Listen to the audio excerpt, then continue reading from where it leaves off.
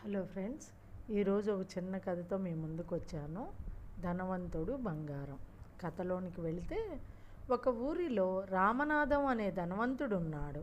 అతనికి బంగారం అన్నా తన కూతురన్నా ఎంతో ఇష్టం. ఆ ధనవంతుడు ఇంకా ఎంతో బంగారం సంపాదించి సుఖించాలని అతని కోరిక. ఒకనాటి రాత్రి దేవత అతనికి ప్రత్యక్షమై తనకేమి కావాలో కోరుకోమనెను. ఆ అత్యాశ గల ధనవంతుడు, నేను ఏది తాకినా అది బంగారం కావాలెను అని కోరుకొనెను. దేవత తదాస్తు అని మాయమైపోయాను. తెల్లవారిన తర్వాత ఆ ధనవంతుడు తన ఇంటి వెనుక తోటలోనికి పోయి అక్కడ కొన్ని వస్తువులను తాకాడు. అవి అన్నీయూ బంగారంగా మారినవి.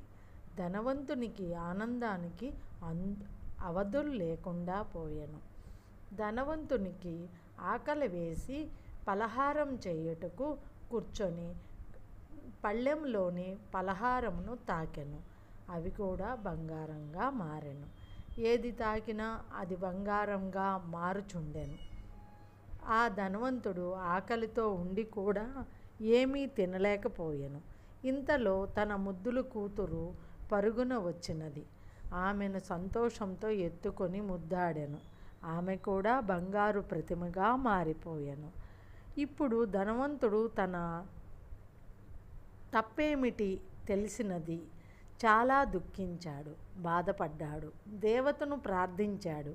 ఆమె ప్రత్యక్షమై ఎనది. తనను క్షమించమని, ఇచ్చిన వరమును తిరిగి తీసుకొమ్మని వేడుకొనెను. ధనవంతుని కోరికను మన్నించి దేవత ఒక కూజాతో కొంత నీరు ఇచ్చెను. దీనిని బంగారముగా మారిన అన్నిటి మీద చల్లితే అవి మళ్ళీ యథాస్థితికి వచ్చెను.